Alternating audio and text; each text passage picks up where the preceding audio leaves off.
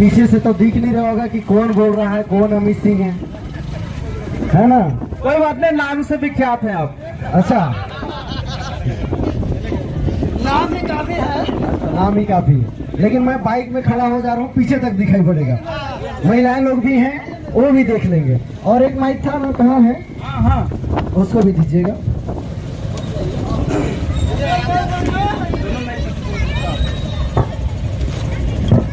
भाई डिसबैलेंस हो तो संभाल लीजिएगा भाई, काफी हिल रहा है।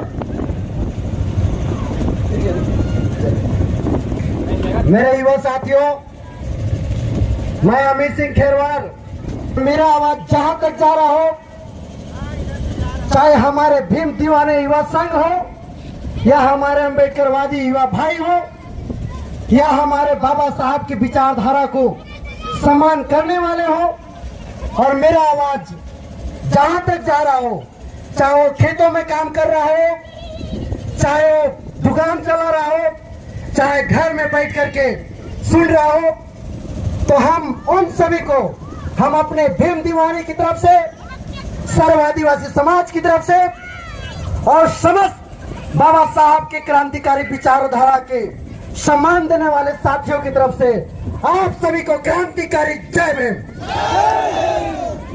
साथियों, दो शब्द यहाँ पर बात रखेंगे, उससे पहले मैं थोड़ा सा आपसे अनुरोध करना चाहूंगा। मैं बता देना चाहूंगा कि मैं 3-4 पॉइंटों पे यहाँ पर बात रखेंगे।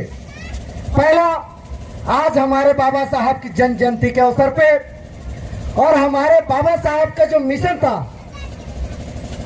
शिक्षित बनो, संगठित रहो, संघर्ष करो, इस पे भी बात करेंगे।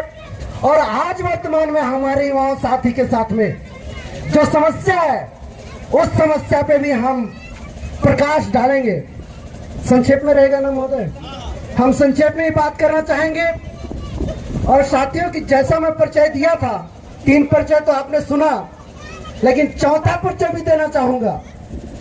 मैं क्षेत्र क्रमांक 5 नावाडीह से युवा मोर्चा की तरफ से, किसान की तरफ से, अंबेडकर विचारधारा की तरफ से जिला सदस्य का चुनाव लड़ा था और लगभग 17 गांवों में विजय होने के बाद भी हमको 3500 वोटों से हरा दिया जाता है। और हम लोग देखे कि हमारे युवा ने बहुत तन मन धन लगा करके सहयोग करके हमको आगे तक लाए।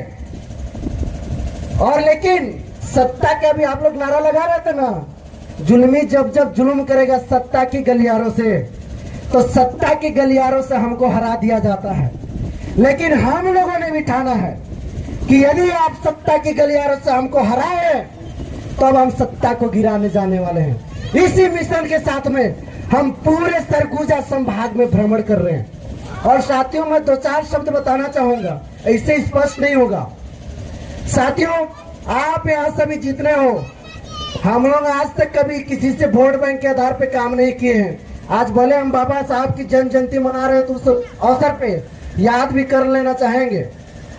और हम उस गरीबी से उठे जिस गरीबी से आप लोगों ने पढ़ाई छोड़ा है। आप भी कभी डॉक्टर इंजीनियर बनने का सपना देखा है, लेकिन परिस्थिति ऐसा रहा कि एक तरफ काम करना था और दूसरी तरफ पढ़ाई करना था। लेकिन पढ़ाई और काम एक साथ नहीं होता है। होता है क्या? आप वो पल याद करिए 10वीं समय, जब गुरुजी आपसे पूछते होंगे कि बाबू क्या बनोगे, तो आपका भी जवाब होगा कि डॉक्टर। बोले हो कि नहीं बोले, बताओ? कुछ लोग बोले होंगे गुरुजी, कुछ लोग बोले होंगे इंजीनियर। लेकिन आज शिक्षा व्यवस्था की वास्तविकता यह है कि जो डॉक्टर बनने की सपना देखता था, वो गुजरात महाराष्ट्र कमाने जाता है, और जो इंजीनियर बनने का सपना देखता था, वो आज गांव में ईंट मसाला में काम कर रहा है। जो शिक्षक बनने का कभी सपना देखता था, वो तिहाड़ी काम कर रहा है। और इसका सारा का सारा सिस्टम कौन है? सारा का सारा सिस्टम शिक्षा है। और आज शिक्षा व्यवस्था ऐसी है कि आप हमारे क्षेत्र में चले जाइए, बलरामपुर जिले के किसी भी क्षेत्र में चले जाओ, छत्तीसगढ़ के किसी भी चले जाओ, किसी भी कोने में चले जाओ, हमारे गरीबों के लिए फ्री शिक्षा का व्यवस्था नहीं है। मैं एग्जाम्पल दे देना चाहता हूँ वास्तविकता से। साथियों यहाँ पास भाजपा और कांग्रेस और अन्य दल के होंगे, लेकिन ये शिक्षा के विषय इसलिए हम बात बोल रहे हैं क्योंकि हम चटनी रोटी खाकर के कभी आत्महत्या करने वाले थे गुरु, और आत्महत्या करने के प्रयास को रोकते हुए आप लोग के बीच में 5-5 एमए करके आप सभी से बात कर रहे हैं और अपने प्रण लिया है कि जब तक गरीबों के लिए अच्छी शिक्षा व्यवस्था नहीं करोगे तब तक पूरे हुक्मरानों से हम सवाल खड़ा करते रहेंगे और जन जन को इकट्ठा करेंगे।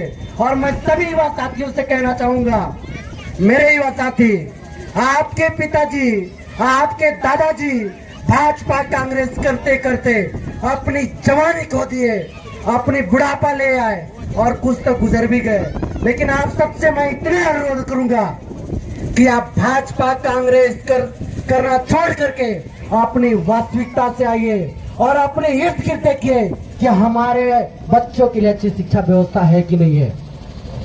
और एक बात याद दिलाना चाहते हैं, भाजपा कांग्रेस इसलिए बोल रहे हैं कि हमारे पूर्व विधायक आदरणीय बृहस्पति सिंह जी अपने बाप के नाम पे किस्मत नर्सिंग कॉलेज खुलवाया है कि नहीं खुलवाया है, बताइए आप सभी, खुलवाया है कि नहीं खुलवाया है। और आदरणीय हमारे राम विचार नेताम जी अपने बच्चे के नाम पे सूर्य प्रकाश मेमोरियल स्कूल खोला है।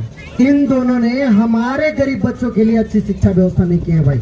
आपकी भी बच्ची कभी नर्सिंग बनने की सपना देखती है, लेकिन नर्स बनने के लिए आज तक सरकारी नर्सिंग कॉलेज नहीं है। आप भी चाहते हो कि गुरुजी बने, लेकिन हमारे बलरामपुर जिले में बीएड कॉलेज नहीं है। तो हम बाबा साहब का जो सपना था, समय को देखते हुए हम बात काट रहे हैं, बाबा साहब का सपना क्या था? शिक्षित बनो, था ना? बताइए, था कि नहीं था? शिक्षा व्यवस्था होगा तभी तो शिक्षित बनेंगे ना, और शिक्षित बनेंगे तो संगठित रहेंगे। साथियों, मुद्दाएं अनेक हैं, लेकिन हम एक सब शपथ और प्रण लेके चले हैं कि हम गांव-गांव में हर युवा को इकट्ठा कर रहे हैं, और खासकर हम भीम आर्मी के दीवानों से और एससी समाज के युवाओं से ज्यादा भरोसा रखते हैं। और इसीलिए हम आप सबसे निवेदन करेंगे कि जब भी हमारा अभी मिशन चलेगा, गांव-गांव तक बैठक और जन जागरूकता चलेगा, तो आप सभी एकजुट होइएगा। एकजुट होंगे कि नहीं होंगे? और इसी अवसर पे हमारे परम श्रद्धेय भारतीय संविधान के शिल्पकार डॉक्टर भीमराव अंबेडकर जयंती पर सभी युवा साथियों को और सभी समाज क्षेत्रवासियों को अंबेडकर जयंती की बहुत बहुत हार्दिक बधाई और शुभकामनाएं।